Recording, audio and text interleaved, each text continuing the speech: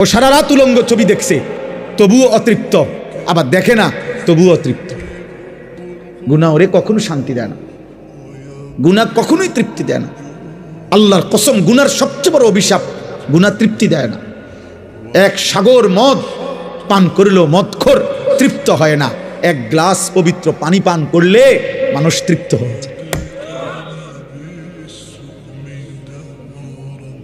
10 লাখ নারীও যদি কোনো যুবক, 10,000 নারীও উলঙ্গ দেখে, তবুও তার তৃপ্তি হয় না, ও আরো দেখে, আরো দেখে, আরো দেখে, আরো দেখে। একজন ইমানদার মাত্র একজন স্ত্রী নিয়ে 70 বছর তৃপ্ত জীবন, পবিত্র জীবন পালন করে। পবিত্র স্ত্রী হালাল একজনেই সেরে যায়, আর হারাম নারী সারা পৃথিবীর সবগুলার উলঙ্গ করে দেখলেও তৃপ্তি হয়। নাইলে আপনি না সকালে বেড়ি দেখলেন অনেকগুলা, বিকালে দেখেন কেন? আপনি না রাত্রে দেখলেন অনেক নারী, এখন দিনে আবার দেখেন কেন? হ্যাঁ, গুনাহ তৃপ্তি দেয় না, গুনাহ তৃপ্তি দেয় না আব্বা। অনেক নওজোয়ান তোমরা মাশাআল্লাহ, বাকি চেহারা দেখলে বোঝা যায় সারাদিনে এক ওয়াক্ত নামাজ পড়ো না, অগণিত ছেলে। চেহারা নাফরমানের চেহারা, পাপীর চেহারা চিনা যায় বাপ, বেনামাজির চেহারা চিনা যায়। বেনামাজির চেহারায় কোনো দয়া মায়া থাকে না, বেনামাজির চেহারায় কোনো রসকস থাকে না, বেনামাজির চেহারা খোদার কসম। হযরত আব্দুল্লাহ ইবনে আব্বাস রাদিয়াল্লাহু তাআলা আনহুমা বলছেন, নবীর বিখ্যাত সাহাবী, বলছে গুনার প্রথম শাস্তি কি? তিনি বলছেন গুনাহের প্রথম শাস্তি সাওয়াদুন ফিল ওয়াজহ, চেহারা কালো করে দেয়। প্রত্যেক গুনার পাপের প্রথম শাস্তি এটা, সাওয়াদুন ফিল ওয়াজহ। গুনার প্রথম শাস্তি হলো চেহারা কালো। জুলমাতুন ফিল কলব, দ্বিতীয় শাস্তি অন্তর অন্ধকার হয়ে যায়। তৃতীয় শাস্তি ওয়াহানুন ফিল বাদান, শরীর দুর্বল হয়ে যায়। চতুর্থ শাস্তি দায়কুন ফির রিজক, রিজিক কমে যায়। পঞ্চম শাস্তি বুগদাতুন ফি কুলুবিল খালক, মানুষের অন্তরে ঘৃণা তৈরি করে। এজন্য আমি প্রত্যেক দিন বলি, কোন পাপীকে পৃথিবীর মানুষ মানুষ নামে ডাকে না, পাপের নামে ডাকে। যেমন আবার কই কথাটা, পাপীকে মানুষ মানুষ নামে ডাকে না, পাপের নামে ডাকে। সহজ বাংলা হইল, কোন সুদখোরকে মানুষ আর মানুষ নামে ডাকে না, সামনে না পারলেও পিছনে হইলেও কয় সুদখোর।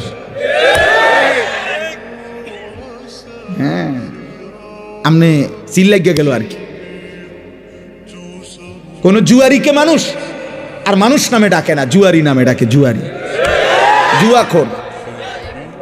কোন নেশাখোরকে মানুষ আর মানুষ নামে ডাকে না, মানুষ তাকে মদখোর কয়, নেশাখোর, গাঁজাখোর, ফুট্টাখোর, বাবাখোর, ডালখোর, ইয়াবাখোর, হারামখোর।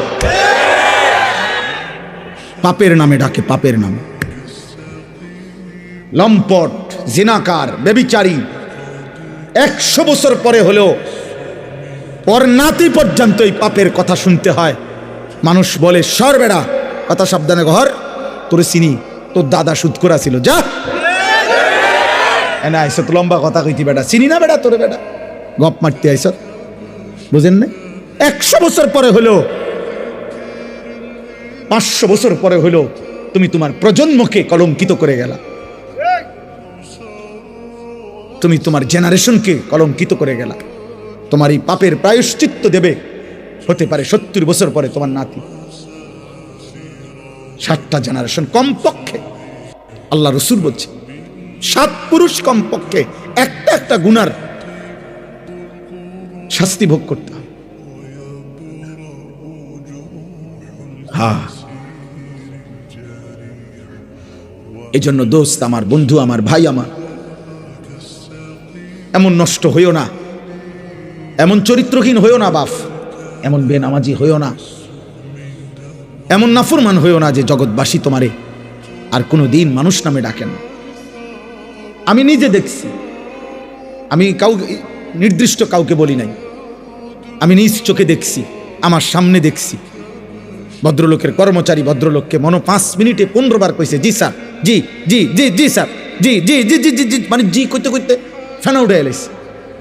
ভদ্রলোক যখন চলে গেল, কর্মচারী কইলো, কয় হুজুর মন্ডা চাইছে 5 হাত একটা লাত্তি দিই। আল্লাহর কসম কইছে। আমি কইলাম ইন্নালিল্লাহ, আপনি এটা কি কইলেন? উনি আপনার বস, আপনি উনার এটা কি কইলেন? হুজুর আপনি জানেন না, কাঠটা সুদখোর, এই শব্দটা কইছে, কাঠটা সুদখোর। তাহলে এটাই বললাম, হতে পারে সামনে বলতে পারে নাই, পিছনে হইলেও আপনার কপালে আর ইজ্জত জুটবে না, সম্মান আর জুটবে না। গুনাহ কাউকে সম্মান দেয় নাই রে বাপ, নাফরমানি কাউকে ইজ্জত দেয় নাই, ইজ্জত দেয় না। আল্লাহ আমাদেরকে হেফাজত করে। এজন্য যুবক ছেলেরা, তোমরা আজকে এটা বুঝতে শেখো, একজন ছেলেই বুঝো। আমি বললাম না, আমি সবার সমর্থনের জন্য আসি নাই, আমি আল্লাহর কথা বলার জন্য আসি। আমরা প্রত্যেকের এটা ভাবা উচিত, ফিকির করা উচিত। কমপক্ষে আত্ম উপলব্ধি, যে কথার থেকে আমি বলতেছিলাম যে আত্ম উপলব্ধি, এটা বড় নিয়ামত। আমার ভিতরে আমার একটা অনুভূতি জাগা যে আসলে আমি কে, কোত্থেকে আসলাম, কে আমাকে সৃষ্টি করলো, আমি কেন বানাইলো, আমি করছি কি, তিনি চান কি, আমি যা করছি তিনি কি তাই চান, তিনি যা চান আমি কি তা করছি। আফা হাসিবতুম আন্নামা খালাকনাকুম আবাসান, আল্লাহ বলেন, কি ভাবছো বান্দা, তুমি কি ভেবেছো আমি তোমাকে অনর্থক বানিয়েছি? কোনো উদ্দেশ্য নাই। খাইবা, ঘুমাইবা, পেশাব পায়খানা করবা, নারী দেখবা, ছবি দেখবা, মদ খাইবা, জুয়া খেলবা, অশ্লীল উলঙ্গ দৃশ্য দেখবা, মোবাইলের নর্তকী নিয়ে পড়ে থাকবা, খালাস, এই ভেবেছো? ও আন্নাকুম ইলাইনা লা তুরজাউন, তুমি কি ভেবেছো বান্দা আমার কাছে ফিরতে হবে না, আর আসতে হবে না বান্দা? বারবার এই কথাটা বহুবার আছে, বহু কোরআনের আয়াত। কি ভাবছো? আল্লাহ আমাদের ভাবনা জাগাইতে চাইছে। আহাসিবান নাসু আন ইউতরাকু আন ইয়াকুলু আমান্না ওয়া হুম লা ইফতানুন, আল্লাহ বলেন, মানুষরা কি ভেবেছো, তোমরা ভেবেছো তোমরা শুধু বলবা আমি আল্লাহর উপর ঈমান আনছি, আমি মুসলমান, খালাস, আমি কোনো পরীক্ষা না নিয়ে তোমারে ছেড়ে দেব? তুমি এই ভেবেছো? কোনো কাগজপত্র লাগবে না, ঈমানের কোনো প্রমাণ দিতে হবে না, তুমি ভোটার আইডি কার্ডে লিখে দিছো মুসলমান, এই যে ফেরেশতা ভাই দেখেন, বেহেশতে দিবেন না দুজকে দিবেন, এটা তো আইডি কার্ডেই আছে, আইডি কার্ড। আল্লাহ নিজে বলছে আহাসিবান নাস, আল্লাহ কোরআনে বলছে আয়াহসাবু আল্লা ইয়াকদিরা আলাইহি আহাদ, এই বান্দা কি ভেবেছো, তুমি কি ভেবেছো যে তোমার উপরে কারো কোনো শক্তি নাই? এত মদ, এত জুয়া, এত সুদ, এত ঘুষ, এত মিথ্যা, এত চুরি, এত ডাকাতি, এত জিনা, এত ব্যভিচার, এত অশ্লীলতা, এত বেহায়াপনা, এত সম্পদ লুণ্ঠন, এত বেহায়াপনা, এত বেপরদিগি, কি ভেবেছ তোমারে কেউ আর ধরবে না? না, আল্লাহ মনে করাইছে আমার। আয়াহসাবু আল্লাম ইয়ারাহু আহাদ, আল্লাহ বলেছেন ভেবেছে কি বান্দা যে তাকে কেউ দেখে না? কি ভাবছো বান্দা, তোমাকে কেউ দেখে না? তোমার উপরে কারো শক্তি নাই? বলেন না, কারো শক্তি নাই? কেউ আমাদেরকে দেখে না? আমাদেরকে অনর্থক সৃষ্টি করেছেন আল্লাহ, আমাদেরকে কোথাও ফিরতে হবে না। আল্লাহ কোরআনে বলছে আম হাসিবতুম আন তাদখুলুল জান্নাহ ওয়ালাম্মা ইয়ালামিল্লাহুল্লাযীনা জাহাদু মিনকুম ওয়া ইয়ালামাস সাবিরিন, আল্লাহ বলেছেন তোমরা কি ভেবেছো তোমরা জান্নাতে চলে যাবা, অথচ আমি তো এখনো দেখিই নাই তোমাদের মধ্য থেকে কে কে ঈমানের দাবি নিয়ে আমি আল্লাহর পথে জিহাদ করলা, যুদ্ধ করলা, জান বিলাইলা, এখনো তো আমি দেখি নাই সবর, গুনাহ থেকে ছাড়ার ক্ষেত্রে, আমার হুকুম মানার ক্ষেত্রে কে কে সবর করেছ, মজবুতির সাথে, ধৈর্যের সাথে আমার হুকুমের উপরে কে টিকে ছিলা, এটা তো আমি এখনো দেখলামে না। বেহেশতে ঢুকে লাইবা, তোমার মামুর বাড়ি, বেহেশত তোমার আব্বার শ্বশুর বাড়ি। আল্লাহ কোরআনে বলছে একই কথা, এই এক শব্দ, আম হাসিবতুম, আহাসিবা, আয়াহসাবু, একই রকম শব্দ।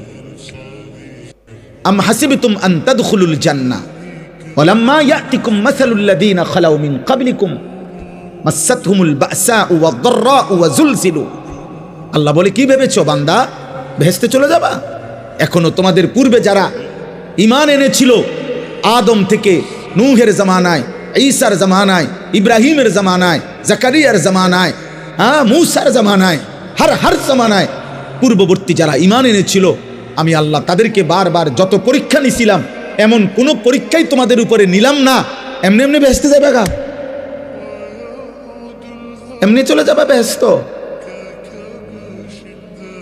হ্যাঁ, ওয়ালাম্মা ইয়াতিকুম মাসালুল লাযীনা খালাউ মিন ক্বাবলিকুম, অথচ এখনো তো তোমাদের পূর্ববর্তীদের সমপরিমাণ মুসিবত তোমাদের উপরে আসেই নাই, এর আগেই বেহেশতে চলে যাবা। আমি স্বর্ণ বাজাইয়া নেব না, জমা দিলেই স্বর্ণ, না না, স্বর্ণের কারিগর এমন জায়গাতে নিয়ে মাফে, স্বর্ণের মাফের জায়গার মধ্যে এটা এমন গ্লাসের ভিতরে আটকানো থাকে, এক জাররা বাতাসও যাতে না লাগে, এক সুতা বাতাস লাগলে ওজনে হেরফের হয়ে যায়, ওজনে হেরফের হয়ে যায়। এই মাত্র কিনা নিছেন, 1 ঘন্টা পরে আবার বেচতে নিলে কবে আবার গাইড কাটা যাবে, আবার কি আবার কাটবো। সকালে নিছেন বিকালে ফেরত।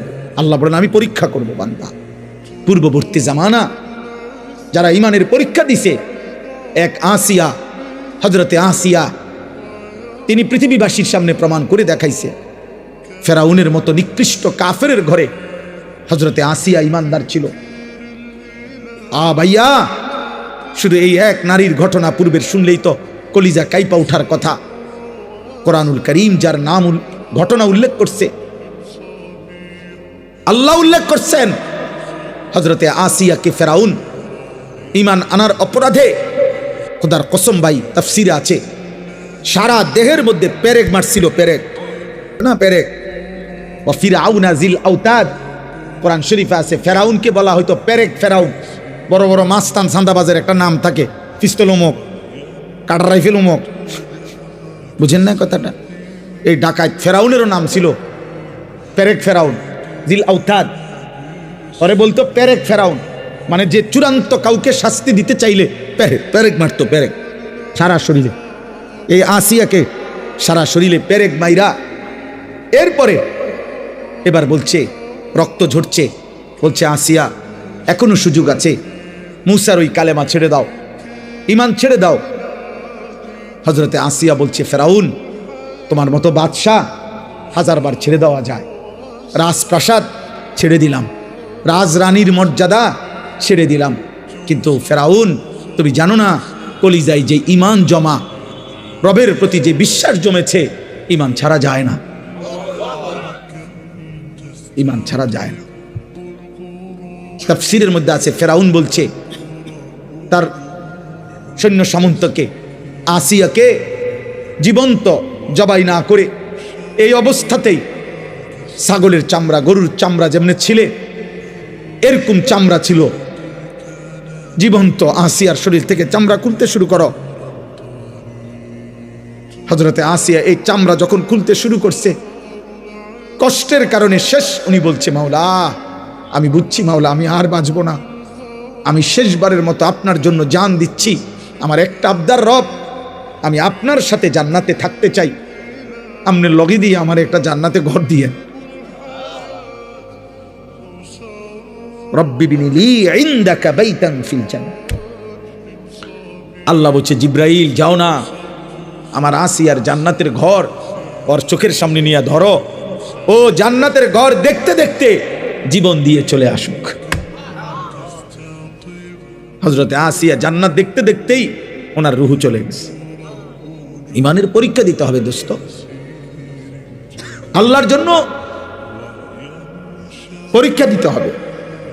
আজকে নওজোয়ান, কিশোর, বয়স্ক, বাবা আপনারা সবাই মিলে একরকম আলাদা আলাদা হয়ে গেছেন, সবাই ছেড়ে দিছেন। বাবার কথা হইল তে ফুলাইন মানুষ, তে তার মতো চলুক, মার কথা হইল হেতে ফুলাইন মানুষ, হেতের মতো চলুক, বাপের কথা হইল বড়ার বউ এবুড়ি বেড়ির মতো চলুক, আমনের মতো চলেন। আমনে বইয়া রয়েছেন সাদওয়ানে, এবুড়ি বইয়া রয়েছে হে ঘরের বেড়িতের লগে, ফুলাইনে মোবাইল টিপতে আছে, গপ মারতে আছে, নারী দেখতেছে, ছবি দেখতেছে। ঘরের মানুষ 8 জন ঘুমায় রাতে, ফজরের নামাজ পড়ে না একজনও। ঘরের মানুষ 8 জন কোরআন পড়তে পারে না একজনও। হায় মুসলমান, এটা মুসলমানের ঘর কেমনে? এটা ইমানদারদের ঘর কেমনে? এই ফ্যামিলিতে রাত্রে ঘুমাইলো 8 জন মানুষ, ফজরের নামাজ পড়লো কয়জন? ছেলে মেয়ে জিফুত মিলাইয়া এই 6 জন 8 জন 10 জন কোরআন পড়তে পারে কয়জন? মেয়েটাকে আল্লাহর কোরআন থেকে বঞ্চিত করলেন কেন? ছেলেটাকে আল্লাহর কোরআন থেকে বঞ্চিত করলেন কেন? হুজুর অনেকক্ষণ বলতেছিলেন, আমি আইসাও শুনছি, আল্লাহর কোরআনের কথা বলতেছিলেন। কোরআন বঞ্চিত যে করেছে, যে বাবা যে মা খোদার কসম তার ছেলে কিংবা মেয়েকে আল্লাহ চিনায় নাই, কোরআন চিনায় নাই, সেজদা চিনায় নাই, গোলামি চিনায় নাই, রব্বে কাবার কসম, আপনি বাবা আপনি মা আখেরাতে আল্লাহর সামনে কি জবাব দিবেন তার জন্য রেডি থাকেন। বিল্ডিং এর হিসাব নিয়ে যাইয়েন, প্রত্যেকে কবরে পুরা বিল্ডিং এর সিমেন্ট কত, বালু কদ্দুর, এরপরে মিস্ত্রি খরচ কত, সেন্টারিং এর বাঁশ আর কাঠ খরচ কত গেছে, এটি হিসাব নিয়েন। আল্লাহ জিভুতের লাগিয়াই করছি, এই যে করছি 300 বস্তা সিমেন্ট, মোট 6 টন রড, এরপরে দিয়া বালু 30 গাড়ি, সিলেকশন বালু 2 গাড়ি, এই যে আমার ফুতের লাগে এডি করছি। আল্লাহ তারা আল্লাহ বলবে ফেরেশতার, ওরে ফিট কতক্ষণ ফিট চালা টাঙ্গাইয়া পরে যা পেট তারে কত খুজুহু ফাগুল্লু। কোরআন শরীফের আয়াত মস্কারি করে কইছি মনে করছেন না? খুজুহু ফাগুল্লু, আল্লাহ বলবে এই ফেরেশতা নাফরমানরে ধর, তারে ধর, ফাগুল্লুহু তারে বেঁধে ফেল, বাঁধে, টাইট করে বাঁধে। ফেরেশতা বাঁধ দিবে, আল্লাহ বলবে এবার, ফেরেশতা বলবে আমরা এখন কি করব? সুম্মাল জাহিমা সাল্লু, ওরে একটা লাথি মাইরা জাহান্নামে মার, ফালা মার, লাথি মার, এক লাথির লগে যাতে জাহান্নামে গিয়া পড়ে, মার, ছুঁড়ে মার, মার, উড়া মারবি, উড়া, পায়ে হাঁটতে যাইতে দিবি না। সুম্মাল জাহিমা সাল্লু, আর তুই কি পায়ে হাঁটতে হবে? ওরে মার, ফালা ফালা, লাথি দে, লাথি দে ওরে। কোরআন শরীফের ডাইরেক্ট শুধু তরজমা, সুম্মা ফি সিলসিলাতিন যারউহা 70 জিরাআন ফাসলুকুহু। এটা ভয়ঙ্কর কথা। এবার যখন জাহান্নামে ফেলবে, আল্লাহ বলবে ফেরেশতাদেরকে, জাহান্নামের, আমার জাহান্নামের ফেরেশতা, এবার এই নাফরমান পাপী, এই হারামখোর, এই মুশরিক, এই মুনাফিক, এই বেঈমান, এই কাপুরুষ আমার একটা সেজদা দেয় নাই। ওরে আমি এত বড় কায়নাত দিয়ে, আমি রব্বুল আলামিন, আমি এত বড় আসমান দিয়ে ওরে সাজাইছি, জমিন দিছি, আমি প্রতিদিন সূর্য উঠাইতাম, আমি প্রতিদিন চাঁদ উঠাইতাম, ওরে এক লোকমা লোকমা খাবার দেওয়ার জন্য আমি এত বড় আসমানটা কাজে লাগাইছি, এত বড় সূর্যটা কাজে লাগাইছি, আমার রোদ, আমার বৃষ্টি, আমার আলো, আমার বাতাস, আমার দিন, আমার রাত, আমার আসমান, আমার জমিন, আমার পাহাড়, আমার নদী, আমার ফুল, আমার ফসল, আমার পানি, আমার খাবার, আমার হাত, আমার চোখ, আমার নাক, আমার কান, এত কিছুর বিনিময়ে আমি ওরে সারাটা দিন লালন পালন করতাম, ও আমারে একটা সেজদা দেয় নাই, ও আমারে একটা সেজদা দেয় নাই। আল্লাহ বলবে ফেরেশতা, ওরে 70 হাত লম্বা আগুনের শিকল দিয়া এর গলার মধ্যে লাগা, এবার ফাসলুকুহু, কুত্তার মতো, কুত্তার মতো ওরে পুরা জাহান্নামে ঘুরা। ফাসলুকুহু অর্থ হইল 70 হাত আগুনের শিকল দিয়ে বেঁধে এবার ঘুরাও কুত্তার মতো। বাকি জাহান্নামীদের সাথে পরিচয় করিয়ে দাও, ওর অপরাধগুলো কি কি বলে দাও। আপনাদেরই এক ভাই, হে জাহান্নামবাসী, উনিও আপনাদের মতো চোর আসিল, আপনারা ওনাকে গ্রহণ করে নেয়। উনি আপনাদের মতো সুদখোর আসিল, উনি আপনাদের মতো মুশরিক ছিল, আপনারা ওনাকে নেন, রিসিভ করেন, রিসিভ করেন ওনারে। আল্লাহ বলছে আমি আলহামদুলিল্লাহ রব্বিল আলামিন, আমার সময় একদম কম, আমি আসলে আবু হানিফ ভাইয়ের সাথে অনুরোধ করছি যে আমি অল্প কুদ্দুর কথা কম, এই জন্য আমি দেরি করতে পারছি না। মহান আল্লাহ পাক বলছেন আলহামদুলিল্লাহ, বান্দা সমস্ত প্রশংসা আল্লাহর জন্য। যদি বলেন কেন, আল্লাহ বলেন কেন নয়, গোটা কায়নাতের যেখানে যা, তোমার কোনটা, তোমার বাপের কোনটা, সবই তো আমার। কথা বলে না? নেতার কোনটা, কর্মীর কোনটা, বাপের কোনটা, ফুতের কোনটা, গোটা সৃষ্টির যেদিকে যা সব কার? তো তাইলে প্রশংসা কার? প্রশংসা আলহামদুলিল্লাহ, সব প্রশংসা আল্লাহর জন্য। আল্লাহ বলে এটাই তো যুক্তি, কারণ সব তো আমার, সব আল্লাহর না। যেখানে যত আয়োজন সবই তো আল্লাহ, যেখানে যত হাসি, যেখানে যত আনন্দ, যেখানে যত মায়া, যেখানে যত ভালোবাসা, যেখানে যত শোভা, যেখানে যত সৌন্দর্য, ফুলের হাসি সে তো আমার দেওয়া, পাখির কিচির মিচির এ তো আমার দেওয়া, মাছের সুন্দর এ তো আমার দেওয়া, আমার দেওয়া, নারী পুরুষের সৌন্দর্য তো আমার দেওয়া বান্দা, সবই তো আমার। জিদার দেখতা হো তু হি তো, হাজার মে সাজার মে তেরে রঙ্গ বু হে।